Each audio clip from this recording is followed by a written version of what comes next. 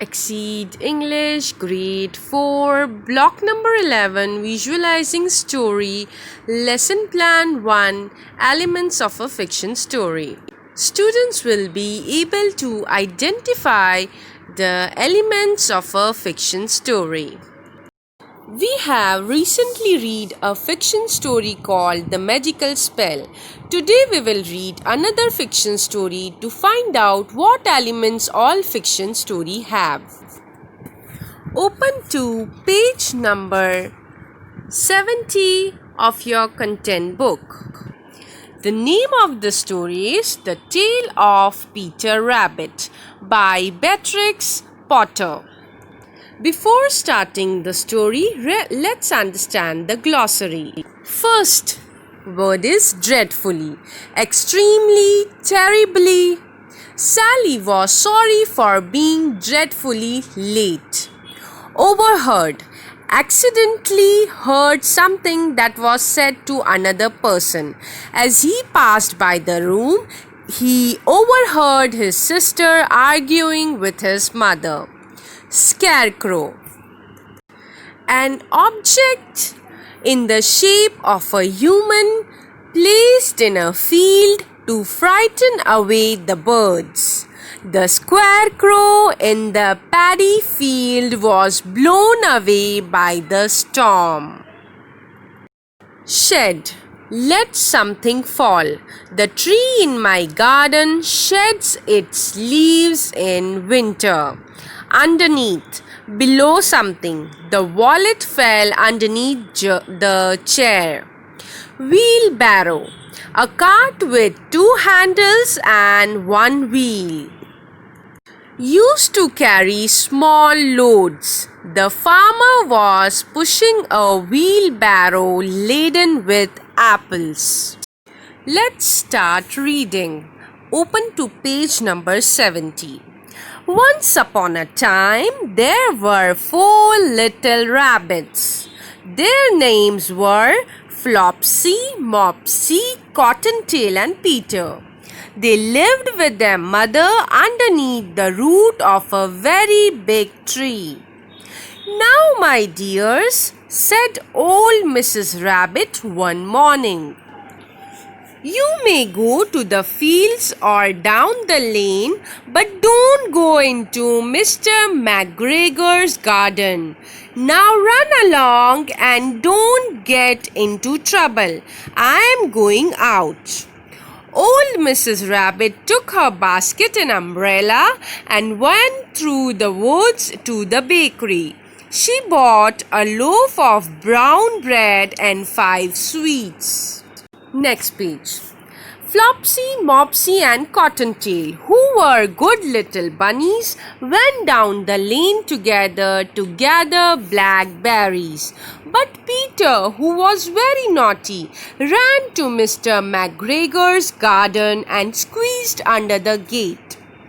First he ate some lettuce and some French beans, and then he ate some radish. After that, feeling rather sick, he went to look for some parsley. But around the end of a cucumber plant, whom should he meet but Mr. McGregor? Mr. McGregor was on his hands and knees planting cabbages, but he jumped up and ran after Peter when he spotted him, waving a rake and calling out, "Stop, thief!" Peter was dreadfully scared. He rushed all over the garden. He had forgotten the way back to the gate. He lost one shoe among the cabbages and the other among the potatoes. After losing them, he ran on 4 legs and went even faster.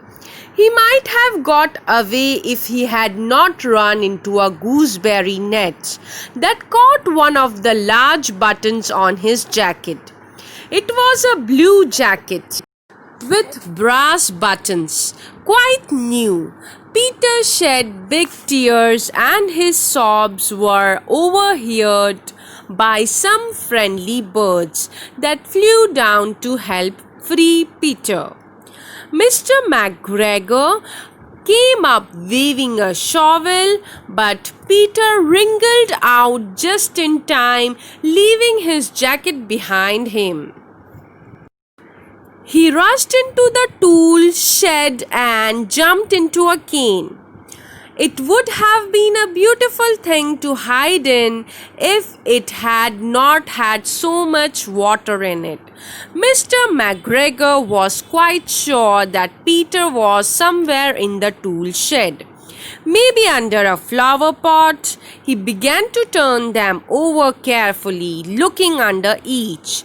Just then Peter sneezed. Achoo! Mr. McGregor was after him in no time and tried to put his foot upon Peter, who jumped out of a window. Peter found the door, but it was locked, and there was no room for a fat little rabbit to squeeze underneath. An old mouse was running in and out over the stone doorstep, carrying peas and beans to her family in the woods. Peter asked her the way to the gate, but she had such a large pea in her mouth that she couldn't answer. She only shook her head at him. Peter began to cry. He went back to the tool shed when suddenly, quite close to him, he heard the noise of a hoe. Scratch, scratch, scratch, scratch. Peter jumped underneath the bushes, but as nothing happened, he came out and climbed into a wheelbarrow and peeped over. The first thing he saw was Mr. McGregor digging onions. His back was turned towards Peter, and beyond him was the gate. Very quietly, Peter got off the wheelbarrow and started running as fast as he could go. Along a straight walk behind some blackcurrant bushes, Mr. McGregor caught sight of him at the corner, but Peter didn't care.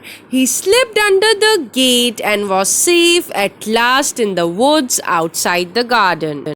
Mr. McGregor hung up the little jacket and the shoes as a scarecrow to frighten the blackbirds. Peter never stopped running nor looked behind him until he got home to the big tree. He was so tired that he flopped down upon the nice soft sand on the floor of the rabbit hole and shut his eyes. His mother was busy cooking. She wondered what he had done with his clothes. It was the second little jacket and a pair of shoes that Peter had lost in a week. I'm sorry to say that Peter was not very well during the evening. His mother put him to the bed and made some tea for him. Flopsy, Mopsy and Cottontail had bread, milk and blackberries for supper. Happy to be safe at home with his mother, Peter promised himself that he would never be naughty, and he would definitely never be returning to Mr. McGregor's garden ever again. The characters are Flopsy, Mopsy, Cottontail, Peter, their mother and Mr. McGregor. It takes place in Mr. McGregor's garden. Peter takes Mr. McGregor's vegetables without asking him, and this makes him angry. The rising action is when Peter is being chased by Mr. McGregor around his garden and shed. Finally, Peter manages to get out of Mr. McGregor's garden